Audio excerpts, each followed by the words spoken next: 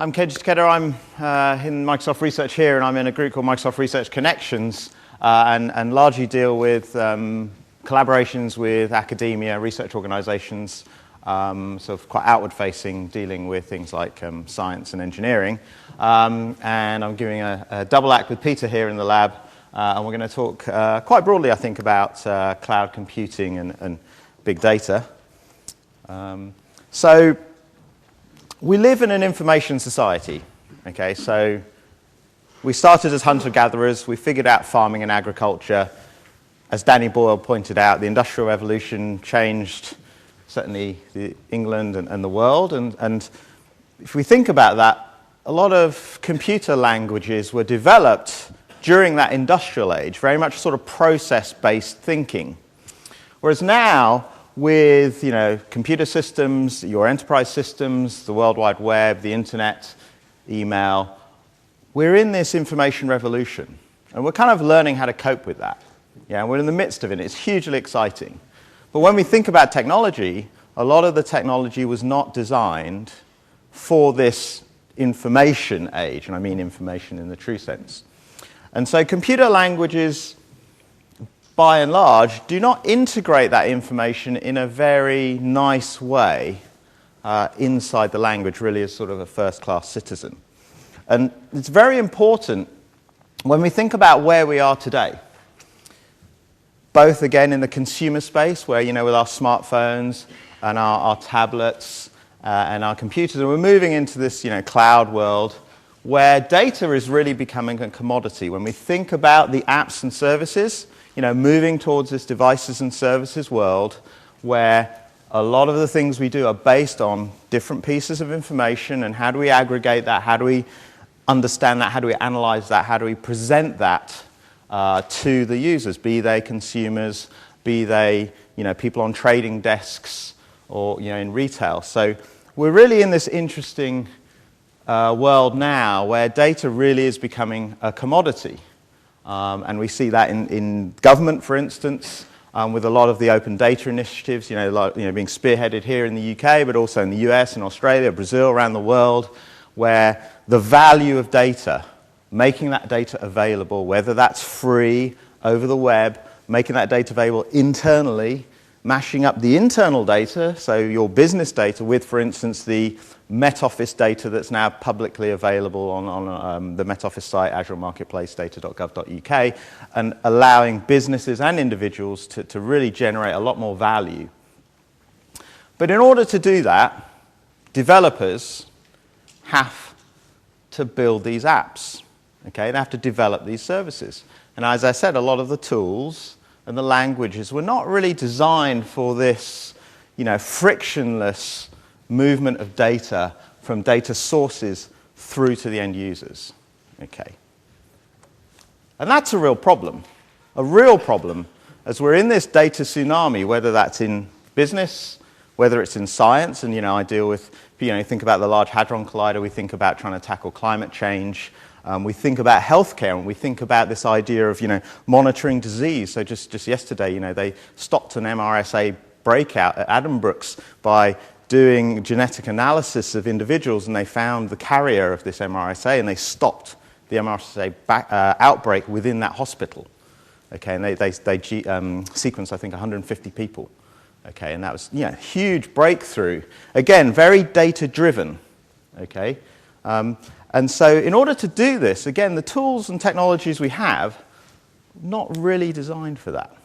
And so one of the things that Andrew gave us a lovely preview of is looking at what we call information-rich programming. So how do we actually improve the developer experience, okay? And in particular here, one of the luxuries we have in the lab is Don Syme, who created this language, Fsharp, which is based on OCaml, so a functional programming language, which has lots of niceness. It allows you to do very robust code, very succinct code. A lot of financial services are liking this. It has a unique feature called units of measure, so that you can assign units to variables, so that you can't do calculations that are wrong because of the units. Okay, and there are examples where, for instance, NASA lost a Mars satellite. The space shuttle did an experiment where it flew over a mountain. They were trying to, Reagan's Star Wars program, where they were trying to develop a laser system to shoot down missiles, and the space shuttle had a mirror on the bottom of it, and it flew over the mountain, and they were going to shoot the laser to try and see if they could have a laser hit the shuttle, in sub-Earth orbit. And the shuttle called down to the control station, said, okay, we're ready to go, but we are upside down, okay? And the mirror was pointing up into space, and the engineers scurried around. They scrapped the mission, and it turned out they'd mixed up feet and nautical miles in the autopilot code. Okay, so they had to scrap it, rerun the experiment because of units. So Fsharp has some of these nice features, and the Fsharp language is designed here in the lab in partnership with our developer division in Redmond. And so we can take some of these research ideas, and Don and others were thinking about how do we program information in a really nice way. And so we developed this technology called type providers, which are these interfaces that we can build out to data. And what that does is it enables this, what we call IntelliSense for data. So here we go, Visual Studio. So what we're doing is we're hooking to, in fact, I'm going to shoot back to that slide there. We're hooking to one of these data sources on the web. So the World Bank publishes its data and makes that available. It has data on every country, so 200 and odd countries in the world, and it has 8,000 different indicators for each country. Okay, and we'll look at that in a moment.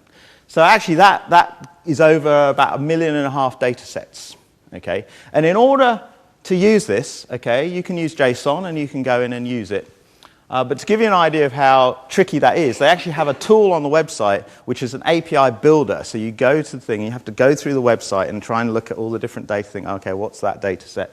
And then it builds you the core, right, to do that. So your experience as a developer is quite disjointed in terms of, okay, I need to develop this app, I need this piece of information, okay, I need to write the line of code, I've got to go to the website, go to the API builder, and it's quite a long-winded process. So what the type provider does is it allows us to build a little interface into these data sets, and this is a REST interface on the World Bank site, and it's a few sort of 100 lines of code, and that basically unlocks that data source.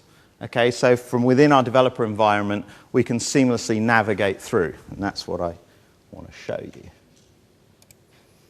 So what we've done is we've got this DLL called samples.worldbank.dll. So it's a piece of code that we've compiled up, which essentially interfaces between this Fsharp language and into the World Bank. And so we create this data. So when I type data and I hit dot, what that's doing is it's sending a request out to the World Bank website. So this is going live over the web, and it's pulling back the schema from the World Bank into the language and strongly typing it.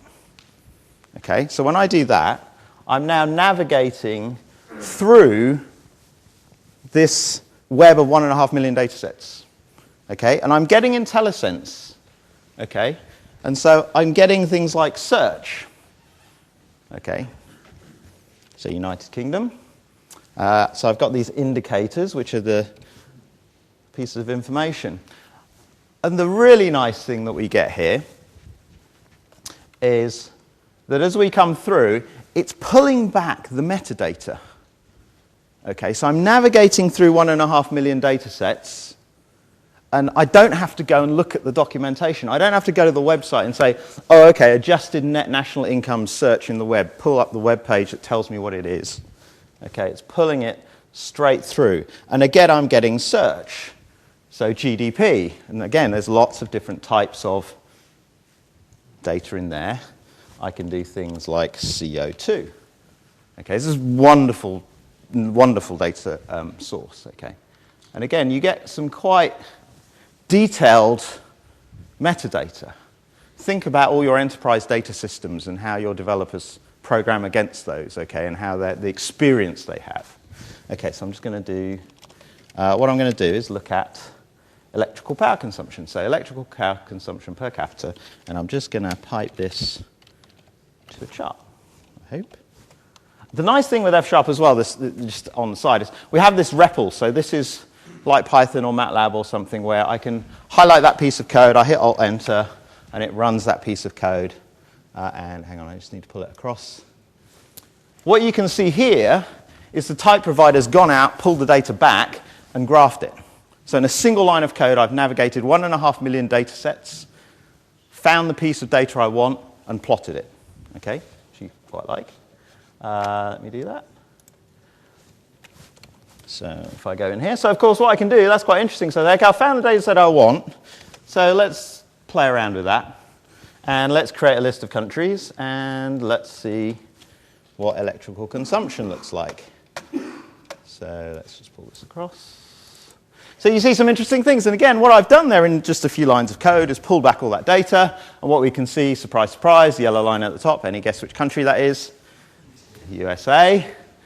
Western Europe are the two lines in the middle. Germany and I think that's the UK, isn't it? Yeah.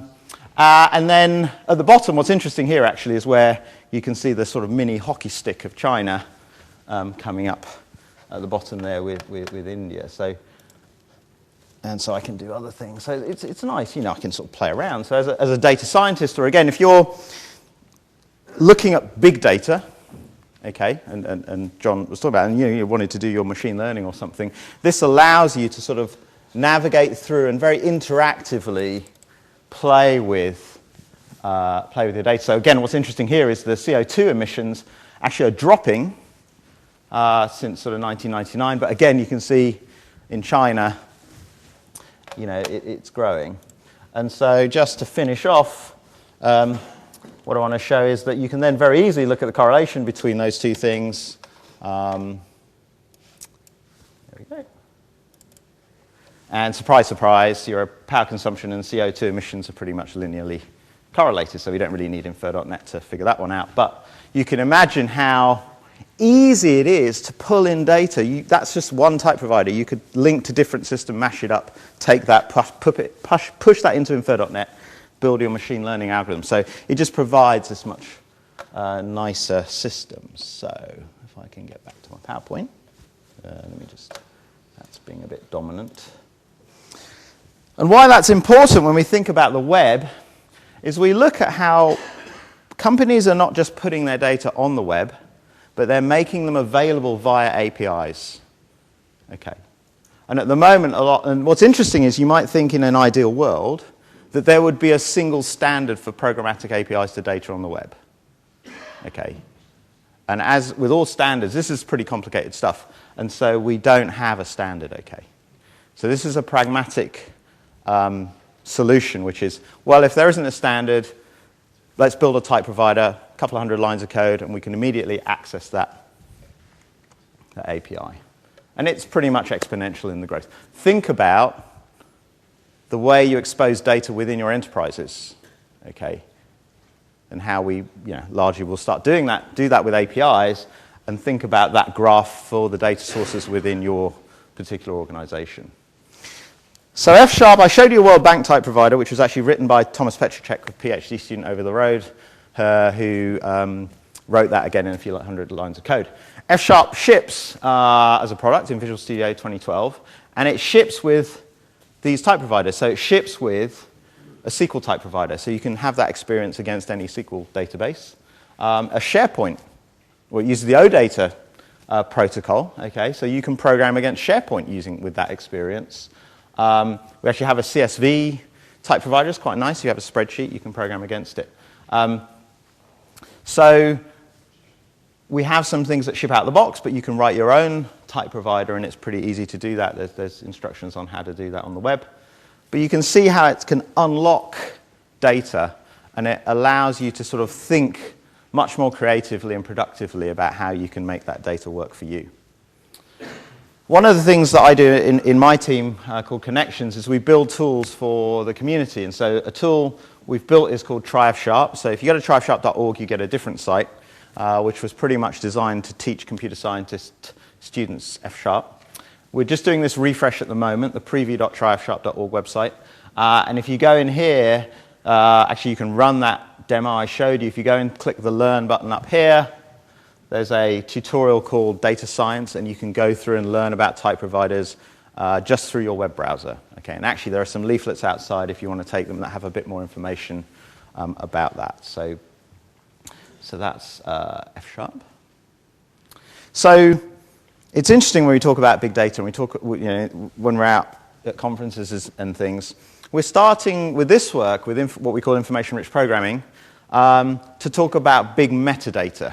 Okay, big data implies a lot, but if you've got lots of little files or you've got lots of different disparate data sets that you're trying to figure out and mash together and create value from, the metadata is hugely important. And when we look at a lot of the big data solutions out there like Hadoop, it doesn't really tackle that issue from a developer perspective. Okay, and so we are starting to talk about with this work big metadata. There's a chap called Jim Hendler, Professor Jim Hendler in the US, who's one of the big advocates for data.gov in the US. He talks about broad data, okay? Big data, big metadata, broad data from different sources, lots of small data, small bits of big data. Okay, so again, this big data landscape, I think, is slightly more complex than people maybe think.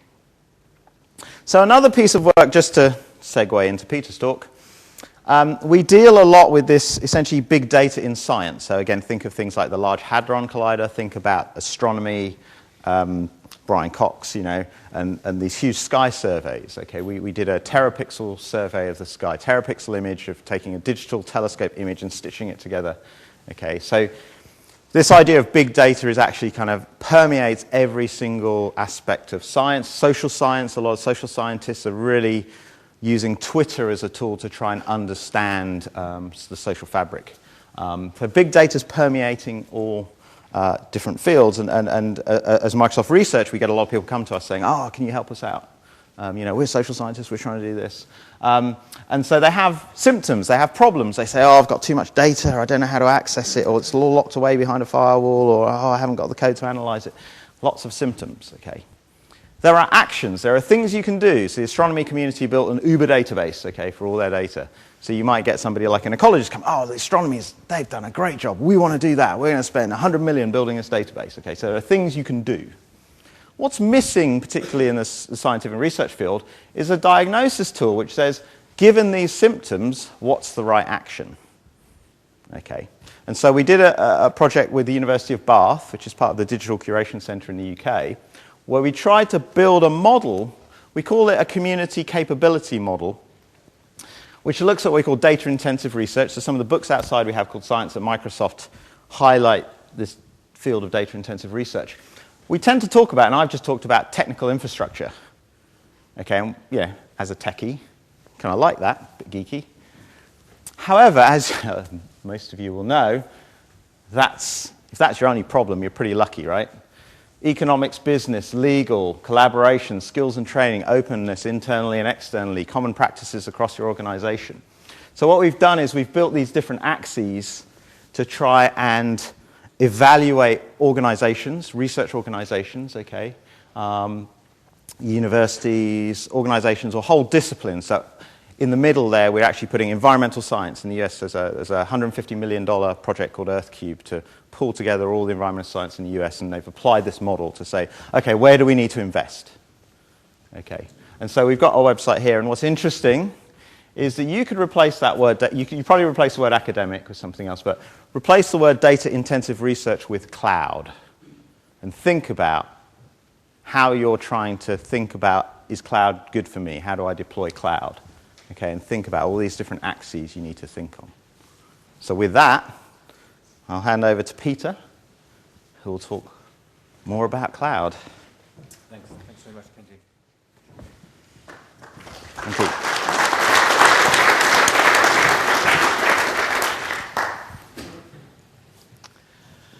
Okay, so I'm the second half of the double act, and I work in a kind of networks and economics and algorithms area, which kind of is a good summary, I think, of the various parts that I'm interested in. Okay, so I guess the question is the cloud a paradigm shift? Paradigm's it's an overworked word, but I guess it, as a Chinese saying, we live in interesting times.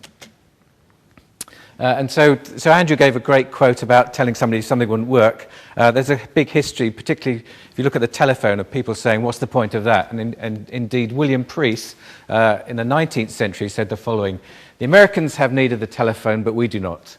we have plenty of messenger boys. And he's in good company of failing to see, I guess, a changing environment. I mean, people talk about the introduction of the car. People said, what's the point of that?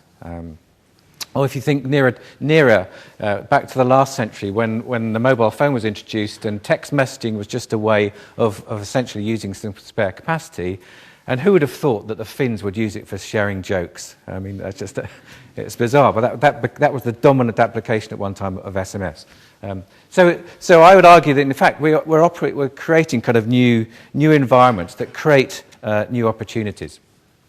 Again, this relates to the telephone. I used to work in networking, and so again at the Paris exhibition in 1880, they demonstrated the telephone as a way of listening to opera remotely. People didn't think that you'd actually pay to talk to each other, but people went to the theatre, they went to the opera, and so they thought that the telephone was a great way of listening to the opera. Interesting, it's only now you're sort of using the phone to actually be able to listen to music. So Andrew has talked about the Kinect. So the Kinect arose in the context of gaming, but it's a device that you can use as an interface device. So it's got cameras, microphones, and you can use it. This is an example where it's being used as a virtual reality shopping experience. And Andrew described how you could use it for 3D imaging. So you can use these things. If you create an interesting capability, it opens new markets, new kinds of ways of doing things, which aren't obvious, and they're not obvious to the people at the time. And I guess the great thing about the cloud, it seems to have this, create great possibilities. So if you look at standard kind of slides that come out of Microsoft or marketing slides, it says the cloud's about two things. Gives you agility, so you can create sort of new experiences very quickly, and it gives you cost savings.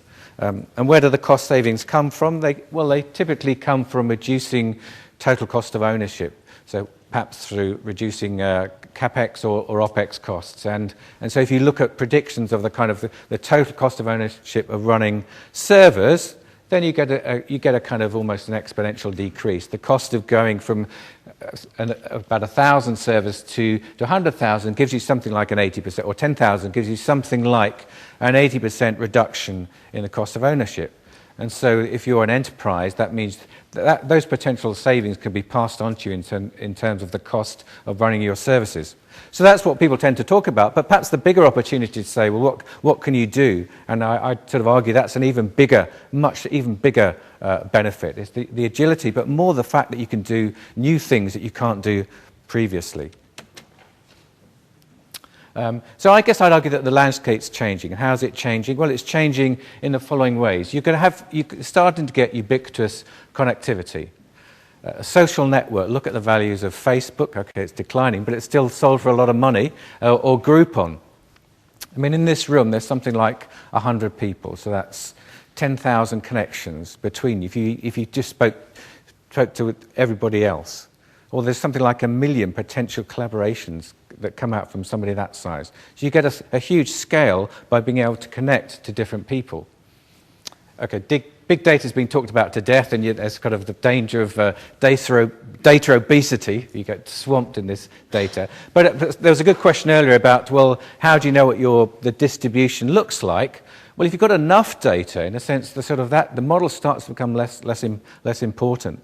If you want to estimate, for example, a characteristic, and you ask 100 people, then your error is about something like 10% error at worst case. If you offer 1 million people, that goes to 0.1%.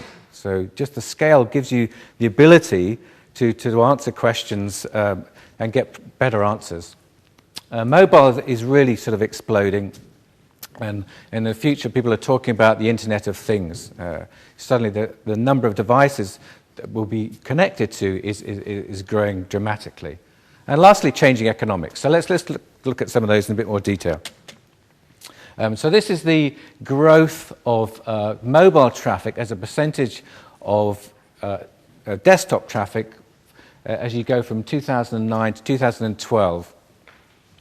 And so you can see that in 2009 it was 1% in July, and in May of this year it was something like 10%. So it's something like a 10 or 9%, 10% growth in just 3 years. If I was to show this on a global scale, if I was to draw a map and colour the maps according to which the percentage of mobile traffic, then the kind of Western world will mostly look sort of around this sort of 10, 15%. If you look at India, the mobile traffic's greater there than the desktop traffic, and certain other places in Asia, and they're growing. And what does that mean? Well, it means one thing, that suddenly you've got a lot more connection with people in a mobile environment where they want more information. So I don't know if you've seen sort of some of the latest adverts for the Lumina. You can see that there's the virtual reality type experience when, as you take a picture, you're getting information projected for you. So people are trying to work out, what is it you really want to know? What do I really want to see? And those kind of opportunities for business explode once you get into a mobile environment. And there's new ways of computation. I mean, I think this is something that interests me. So later on this afternoon, people are going to talk about computational science. If you take an example of protein folding, so this is a picture of a protein, and think of now some of the ways in which computational power is addressing the issue of how you work out how proteins fold, and ultimately use that as a way of designing, for example, better drugs, treating people, and so on. So one way is this folding at home site, which is a bit like the SETI at home site, where you're using resources on people's computers to solve a distributed problem of how a protein folds. So this is kind of using mass computation, a mass distributed computation, as a way of solving the issue. Something that I find even more appealing is this fold it type application. This is essentially a game. So you can play a game and the objective is essentially to work out how a protein folds. And these have had some kind of interesting results, that people sitting at their computer screens have managed to solve things that haven't been able to be solved by using the computational power. So these are like games with a purpose, which are quite intriguing. So within our lab, we've started to try out exploring just games as a way of giving information. For example, trying Facebook games as a way of saying, well, how do people really react in situations, and can you learn from them, and can you put that information together? And markets are changing. So again, if you think of the traditional market where there's a buyer and seller and relatively small in scope, so the rise of online markets, and again, this connectivity is changing dramatically the way that markets are evolving. And so all of these are examples of kind of very different kinds of markets. For example, the ad center market now, at its current time, millions of auctions are being held just to display an ad, where you're trying to work out, when somebody types a search query, who is that person, what do they know, and what do they really want to see, and then you're showing, then essentially you're running an ad auction to decide who should be shown and what should be shown. These are other kinds of auctions, some of these involving sort of peer-to-peer or the Facebook type application and so on. So there's a kind of, the markets are changing dramatically. And there's also, the other thing you can get, just to sort of amplify this kind of wisdom of the crowd, the benefits you get from scale.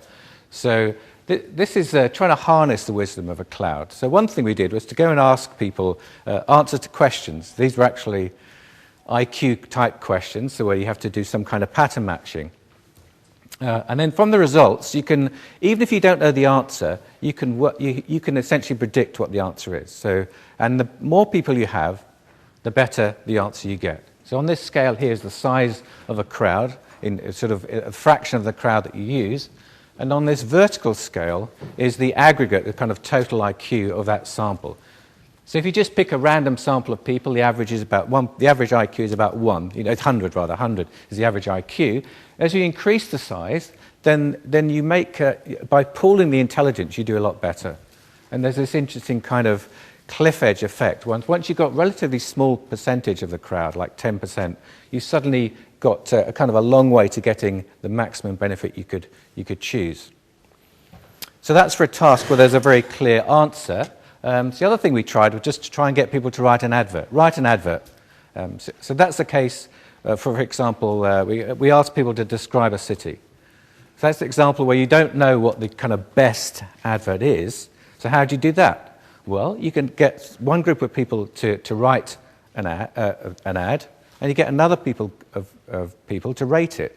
So we did both those things, and you give them kind of different incentives. So the people are rewarded by how well other people think, how good the quality of the item that they produce. So this is a way of of harnessing the power of the crowd and using data to kind of aggregate wisdom. So changing economics. So lastly, let's talk about money. Show me the money.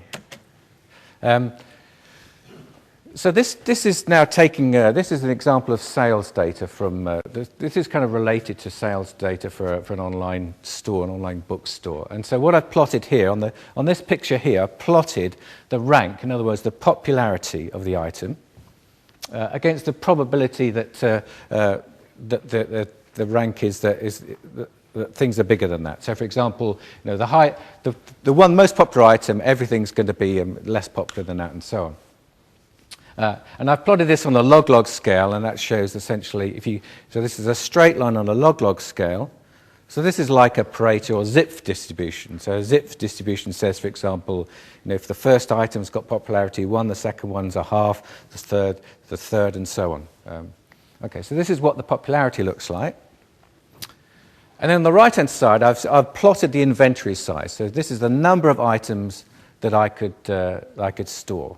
And you can see again, the bottom scale now is the horizontal scale is a log scale, and the vertical scale is just a linear. It's a percentage of sales. And so, for example, if you take a bookstore, then that's got the best bookstores. Physical is going to have something like the order of 10,000 books, perhaps even 100,000 if you aggregate. And so this is the size, the percentage of sales that you would get from the total possible sales if you had a bookstore that size. And you can see you get something like 60% of the possible sales. If you took the total inventory of something like 2 million books, then you can get all the benefit.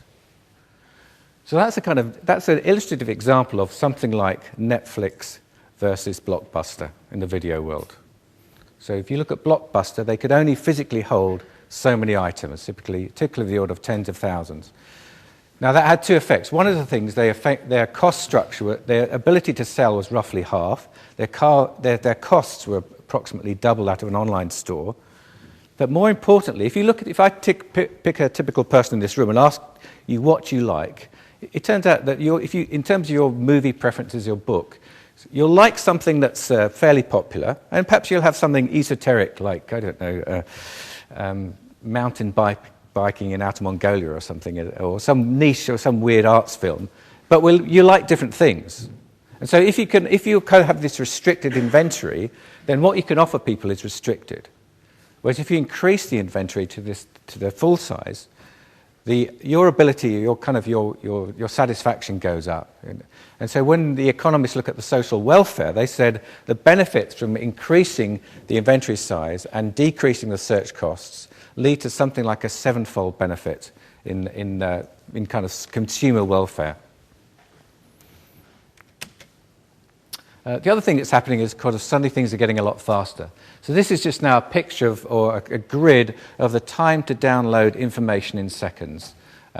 And so this, for example, a packet, a file, something like a CD and a high-quality DVD, as we increase the size of our sort of download pipe. So this is when we're analog. So currently, then we went to DSL at a low rate, and we're currently something like in this picture here. Okay, and now you can download. I mean, typically you can stream, for example, a movie at 2 megabits per second in a couple of hours. It's not a problem. You can download it. So that's why online movies are starting to take off. As you go faster and faster, things kind of happen. And suddenly you're essentially no longer, you're just limited by essentially the time it takes to transmit the information as a blip, as a packet. Okay, and that's what this top triangle is. Whereas the bottom triangle, you're still limited by the bandwidth. You've still got to do some flow control. So the minute, you can't quite send a music file instantly, but pretty much, but soon you will be able to. The next level of DSL, you'll be able to do it. And data centers operate at something like the gigabit, 10 gigabit, higher bit speeds. For those, you can transfer information almost like a packet, which kind of gives you kind of new ways of working within a data center. Okay, well, how's the cloud priced? Well, at the minute, essentially, so this is kind of a schematic of something like a virtual machine it costs something like 10 pence, 10 cents an hour, or a tenth of a euro. So these are maximum prices. These are with no discounting. Essentially, if you just bought a really small number, this is the kind of order of magnitude of what you pay. What would you pay for bandwidth? Well, you pay about the same amount per gigabyte. So it's, again, something like 10 pence a gigabyte. In terms of if you want to store information, what's the cost? Well, it's about the same. It's about something like 10 pence a gigabyte. If you want to manage that as a SQL, then it's a bit more. And so how's it priced? Well, currently you go to a website and you kind of have to do this mix and match and put them all together, and you come out with a cost. So the problem is, if this is you wanting to buy this service, then you have to go out and decide how much you want and what to ask for. I mean, it seems that that's a bit like saying, I want to go on a journey or a plane journey, and the airline tells me, well, how many films do you want to see? How much do you weigh? How many hours are you going to spend eating, and so on? I mean, you don't do those kind of things. You just want the end kind of experience. Whereas at the minute, this is sort of, you're having to do this kind of mix and match, put it together. Which is, of course, great. So you have to specify a lot, and as a provider, so as Microsoft as a provider of the cloud, that's kind of makes it easier for us. So the problem is that some of the other issues with this is that this pricing is not based on any workload at the minute, and there's also a lack of predictability. So let's look at those in a bit more detail. So suppose, for example, you're running a classic MapReduce job. So the minute most jobs in the cloud are naturally of something like a MapReduce nature, partly because that's what the current infrastructure looks like. So in case you don't know, a MapReduce job is something where you do a divide and conquer. So think the canonical example is something like counting words in a document. So the map phrase is when you split the document up into separate pieces, and for each part you essentially count the number of words, and then the reduce pace is when you bring them back, aggregate that information together, so you can count the number of words of each particular type. And so perhaps you've got this repetitive job you're running, and perhaps if you run it in an isolated cluster, then it takes something like 4 hours. So the problem is, if once you run it in the cloud, then you're running it in a data center, and it could take something like 10 to 16 hours to run. Why is that a difference? Well, partly because there's internal bandwidth restrictions in the data center, and partly because you might, if you've got an element that's paying per time, as you are for VMs, then there's an uncertain time component. So what that means is that the tenant cost, the cost to you as a tenant, are variable and not necessarily predicted. So you might have thought the expected cost was 100, whatever it is, dollars, pounds, or whatever, whereas the actual cost could be something like 250 or to 400 pounds. Clearly, so this unpredictability of your application performance is one of the kind of main problems, or a main problem of the current cloud infrastructure. Well, can you do anything about it? Well, let's see. Let's just try some new directions.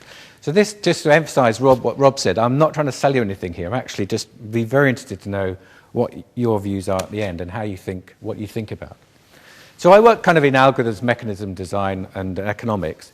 And so mechanism design has the following, it attempts to essentially say, what's the best way to design a system or a game so that everybody's happy?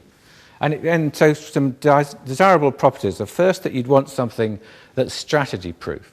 What does that mean? Well, it means that ideally you'd like people to be, it's in your best interests to have people to be truthful rather than have to play games and pretend to get the best for themselves. And if you do that, you typically end up with systems that are stable, they're efficient, and they're easy to compute. And you like them to be envy-free. Well, what does that mean? So imagine if we divide up a piece of cake. Envy-free means that you're not concerned that the person next to you's got a bigger part than you have. You're happy with your allocation. Okay, so at the buffet, when you go out there, what you'll get, you're happy with. That means if it's envy-free. And lastly, you like it to be kind of Pareto optimal, or at least if you're a provider, that's what you'd like. And what does that mean? That means that if you've got this kind of solution, any change you make to it that made somebody better off would have to make somebody else worse off. Okay, so that's, again, it's kind of a nice property. Well, and so one of the consequences of this is if you want a system like this, then you cannot just do it without allowing some kind of trade or bargaining between the participants. Okay, so that's a challenge. So think now of designing a system for example, dividing up the cloud, pricing the cloud. So then you've got an issue that if you want to achieve all of these, you need to have some way of kind of trading between people. So very quick question. Yeah. Can you explain why that Pareto optimal is a desirable thing? Well, if it's not, then basically you're saying there's a better place you could be where everybody would be better off. Right. You know, so I mean, you're sort of starting off with something which is to be you can always improve on. So it's not going to be of anybody's interest. You know, I mean, yeah. So if it's not Pareto optimal, then everybody can be better off. Okay, so that's why you like that property. So the design names of the cloud provider. Yeah, but I mean, yes, they are. But I guess they have incentives for the users as well. I mean, so the issue is that if it's not strategy proof, then you have to. If you're, imagine you're the consumer or the end player, you have to decide how to play in that instance. If it's not envy free, then you're seeing what somebody else has got and you're not happy. And if it's not Pareto optimal, that means, well, you can say, well, they could have done better by doing this and I'd got more as well. So, yeah. Can you explain the inevitability of your... What, this one? Yeah. No. I mean, this takes a bit, I mean, this is like a math, no, I mean, no, basically no. I mean, you have to get, I mean, there's various theorems. I mean, you have to, essentially, there's sort of theorems in economics that say, if you want these properties, then you cannot just do it without, with this kind of mechanism. Because, I mean, essentially, I can try and explain it in the context, I'll try and explain in a minute in the context of a cake, okay? Right. Then, so there is a cake slicing theorem which says the following. If you want to divide well, actually, let's start with a quote. This guy by Ludwig Erhard, who said that a compromise is the art of dividing a cake in such a way that everybody believes he has the biggest piece. In other words, that it's envy-free. And so the interesting thing is that you can do this, and essentially you do it by a version of I pick, you choose. So you know the classic game. If there's two of you, you divide a cake. One person cuts, the other person chooses. With lots of people, you can have variants of that, but you have to start going round and round and sort of trimming pieces and people deciding what one they want. So to get back to your question, why can't you do all of those things? So it is very tricky to make sure that, that it's fair, and also you think that what somebody else has got is fair. So it's fair enough saying, well, I'm happy with what I've got, but I think this person, they got more than they should have. And so to avoid that, that's the thing where it starts to get tricky. You start to kind of almost have to say, there's some surplus and I need to divide it up. That's informally what you're doing. So the non-Pareto optimal element is people saying, well, we could have just had a bigger cake then. It's possible for one person to have more without somebody having less. Suggest that you could have just had a bigger cake. Yeah, I mean, if it was non-Pareto optimal in this case, that basically there's some, it's almost like you haven't divided up the cake enough. There's some left, you could give that extra to everybody. So why think about cakes? Why think about cakes? Because, so this works, this particularly works if people value different things. So if people value memory and storage differently, then you can certainly potentially divide it up so everybody's happy. And if you think of those jobs are using different amounts. So the canonical kind of strategies proof mechanism is the second price auction. If you're trying to sell a good, get people to write down their bids, and you award the bid to the person who bids the highest, but you charge them the second highest price. Okay? If you think about that, this is something which then it's your best interest just to declare your value. And it's kind of extended to ad auctions. So the current ad auction, this is a Bing search auction, and so there's slots here. If you look at these ones at the top, these are ad slots. They're being sold by a generalization of that, where you price people according to what the person below you bids. So this actually, as soon as you go beyond the simple stage, even that's not truthful, and it certainly doesn't maximize revenue, but it's a kind of simple mechanism out there. If you try and do this in the cloud, you get the following. If you try to run an auction in the cloud, perhaps compare what Amazon does, and I look at what happens if I look at a spot market mixed with a pay-as-you-go market. Okay, so I'm mixing now two types of auction. I'm mixing an auction for a spot market with a fixed kind of predicted price. And if I look at the expected revenue against various strategies, so if I just offer a spot market, I just will get that solid, the blue line rather, the dashed blue line. If I just offer pay-as-you-go, I get this kind of, the shape that looks like this. It's got this funny hump because I'm assuming there's different users. And if I get a hybrid, I get something that looks like this black line. So that's probably a bit like Amazon does at the minute. So it's an interesting thing that does. It's actually, people in one sense, they get more money if they didn't offer that service. So that's an interesting challenge. Why are they offering it? Perhaps it's partly to get people onto the market. So I guess what I'd really like to do is to kind of go back, is to design some simple pricing scheme with predictable performance, okay, in multi-tenant data centers. So in the systems and networking side, we're looking at how you can predict what a job would require, and so use some notion of job-based performance or pricing. In other words, I like to have predictable network, predictable storage, and dedicated virtual machines. And so the problem is, well, you could do that, but you potentially need to have some kind of pricing for the different kind of items. For example, virtual machines, bandwidth, and storage data, and of course there's more flavors. You could do it if you had some kind of market for that, but how much should be exposed? Should just the cloud provider worry about that, or should you, as a customer, should you be involved in that? Do you want to expose the kind of market mechanisms, or do you want them hidden? I mean, both of those are possible, and there's a kind of trade-off between flexibility and simplicity and information. So, but it's certainly we're kind of moving to this era where you will have predictable performance, and you will be able to have rather different pricing schemes. So my question to you is kind of, well, what do you like? What would you like? What kind of things would you like to see? Okay, and I'll end there.